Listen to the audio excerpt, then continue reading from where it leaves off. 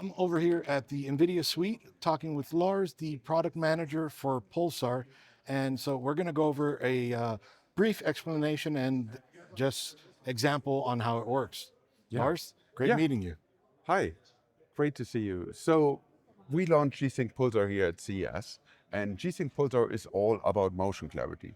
Like 12 years ago, we invented variable refresh rate with G-Sync, and part of that is we want to boost the experience of GeForce gamers, right? You create beautiful images on the GPU, so we want to make sure you can enjoy them in the best possible way. Back then, the problem was you had tearing or stutter, because it was always, displays were always running at fixed refresh rates. So with VRR, we were able to fix this and pretty much making the display the slave of the GPU in terms of refresh rate to have that variable. And that increases the motion quality, smoothness of the motion a lot. So no more tail lines, so it looks a lot better. Nobody did it, so we did it. Today, it's a standard with adaptive sync in VESA, and problem solved. Another big problem is called motion blur or motion clarity, and that is caused by a totally different effect. This is related to our human visual system, meaning whenever our brain detects a movement, it creates a blur. So when I move my finger like this, you see it blur. Right. If I move it like this, you can focus on it and see it in focus. This is how our visual system works. Right. And every display pretty much had this problem of motion hold. No matter what panel technology, IPS or OLED, whatnot, the problem is you have a scan line going from top of the screen to the bottom. This is how every image is being drawn, pretty much like old CRT style back then when you had the photons being triggered on the display. Now it's just still drawn like this. Okay. So what happens is, if you have motion, a pixel is being drawn at a particular position, scan out goes further, and then it moves over here. And this change in position, our brain, our visual system creates the effect of blur.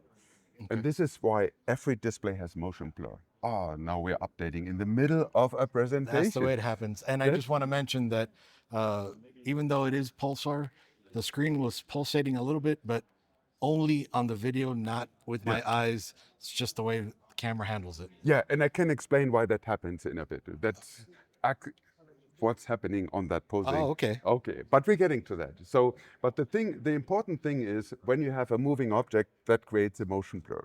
There's two ways to get rid of that.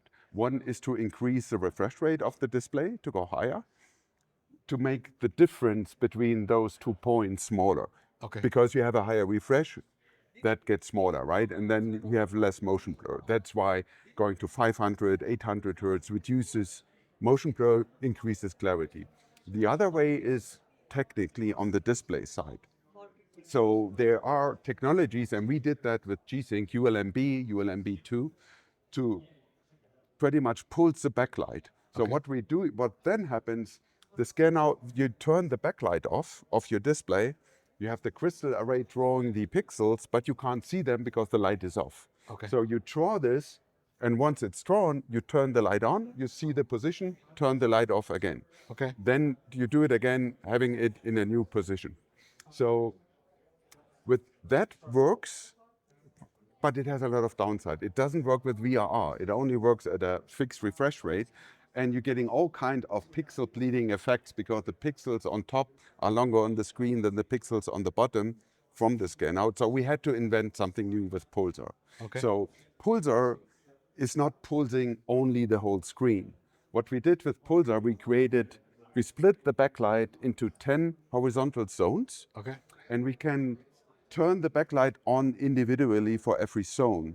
Okay. And turning on the backlight happens right before the scan out happens. So it is pulsing like this. And so it actually is pulsing. it is pulsing. And then let me correct myself then.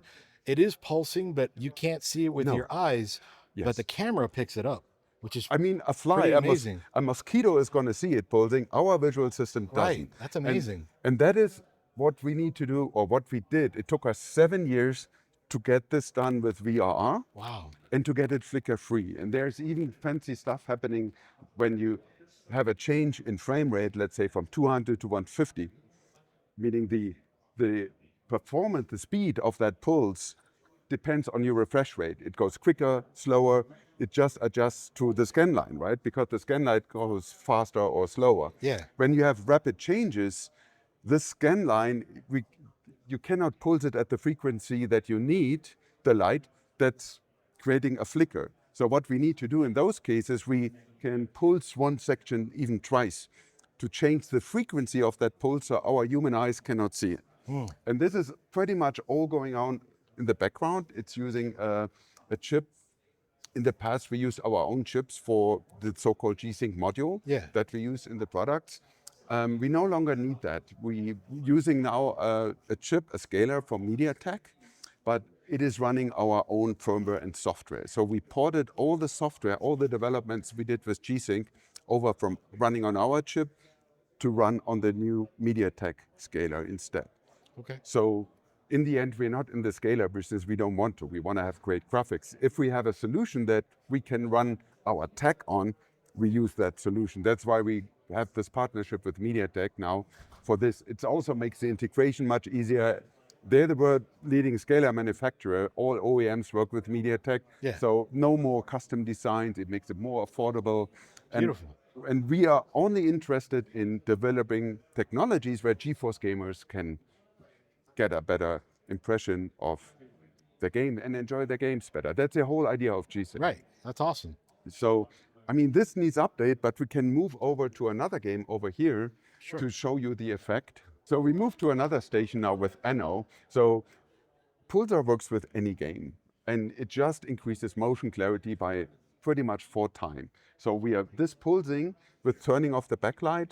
So the light is on 25% of the time of a frame time that it takes, but in increasing the motion clarity by 4 times. Or to say it simple, if you render your game at 250 FPS, you get a effective perceived motion clarity of 1000 hertz, but without needing to render 1000 hertz. That's the other beauty of it. If you have a very high refresh rate display, in order to feed it, you need to render at that. If you have 800 hertz, you need to render 800 FPS. You need to feed it from the CPU, from the GPU. You can use DLSS to crank it up, but it's much more juice needed to get there. With beauty of Pulsar is just multiply it by 4 and you see where you're ending up. We are running Anno in this case, Anno 117. It's a world building game. So you build up your cities and others. And it's a great example to showcase the effect in motion. So it's the same display. This is the Asus display. Here we disabled Pulsar, here we enabled Pulsar. So same display, same settings, running on 5070s. And when I move now left and right and you try to look at one of these arrows, it's blurry, right? And that's exactly the fact our brain creates. The pixels are moving and it's blurry. When I move over here, and it might be hard to see this on camera for the refresh, but in real life, you can now... Oh, wow, that is a lot smoother. It is a lot smoother. It's 4 times smoother. And when I do it side by side, it's the same display, it's the same GPU. It is all happening in our human visual system on the motion blur. So by strobing the backlight, we avoid our brain detecting the movement from one pixel to another to see the pixel pretty much in 2 positions at the same time. And that helps us getting away from that effect. And in this game, right, you're doing that all the time. You zoom in, you zoom out, you go over the islands. And even here, when you look at the mountains, it looks like you forgot your glasses. But as soon as I stop, it's in focus, right? And it doesn't matter which display it is. This motion hold display is on OLED, on LCDs, on mini LEDs, everywhere. It's a thing of our visual system. To let you know something and might make you appreciate it more, as the product manager, I have double vision. I see 2 of everything. So even me with double vision, I saw that, and I could tell that it looks much more clear. So I don't know if that'll help you on that, but it comes across very clear. I mean, the interesting part is, or for us, it took us 7 years to get this going. And our engineers said they even proved it technically that you cannot get it flicker free, especially on quick changes on frame rates. But then the idea with having a compensation pulse, so Yeah. when that fluctuation happens, for that particular section of the backlight to create a smaller second pulse to increase the frequency of the light pulse for our human visual system to not perceive it. Yeah. And this is all going on in real time. So that scaler is pretty much an ARM CPU that has its own system memory, and it's calculating that on the fly, like in this case, 130 times a second up to 360 hertz, Yeah. which is the maximum refresh rate of that. And the beauty is that that works from 90 FPS to 360. All you need to do is to turn Pulsar on and off. So when I turn Pulsar off now, here in the OSD, now we have the same as on the left. Now you have the motion blur. I mean, to film it, you would need to follow one of the arrows with your camera. So now it's blurry, and turning it back on in the display, and now it's in focus. Yeah, it is a little difficult to see on the camera. Yeah, yeah. You need to move it, because if you do it still, our brain already sees movement and creates motion blur on the video. Yeah. So that's just the way it works. Yeah, I no, mean, like I said, a mosquito might see it flickering, and you can see when you use your phone. So you can see it now. There's a difference. I just changed the aperture of it. So Yeah. I don't see it like that, but no, it doesn't. And it's now pretty much we have this frequency of the scan. You have the frequency of the shutter of this camera, but you can see there's a lot going on, right? But you don't, with your eyes, you don't see that, right? Yeah. So again, me with the naked eye, this looks perfect. With the camera, it doesn't look like it's pulsating now. Is it off right now, Pulsar? No, it's on. Okay. But I guess maybe while it's moving, you'll see it pulsating, but it depends on the frequency with the camera shutter, because this camera has a different visual concept than our eyes as well. So it all depends on what you film it with and what the aperture size is, how long it is open. So being that had that on the OSD, is that something the monitor needs to support? Yeah. Or that will work with software alone? It's pretty much we pick the panel. Okay. We develop it on the panel. We need the right backlights. We need the right timings. We optimize for that. Okay. We work then in combination with the OEMs to bring it to market. Okay. So that is, in this case, Asus, Acer, AOC, and MSI Okay. that launching this display. So it pretty much needs to be, so we create the model, we develop it, give it to the OEMs, work with them to bring it to the market, and it's running our own firmware on that scaler. So or in other words, if you have a display with a MediaTek scaler, you cannot enable this, or you cannot update this. Even for older models, it is working completely different. And there's a lot going on that you need to optimize. For sure. For a different panel, we would need to start over the optimization again. Yeah. And it's all about, you don't want to make it flicker. And that is the processing that is going on in here. To use Pulsar, you need a GeForce GPU that supports G-Sync, which is Maxwell and up, pretty much. We're also having some optimizations in the driver for display controls and others. So you need an NVIDIA GPU to run it. If you have an NVIDIA GPU, it's a great solution. If you're into motion clarity, some people are not. You will see the motion blur in games option that you have, like in Cyberpunk. Some people love it. Yeah. They love motion blur. That's fine, right?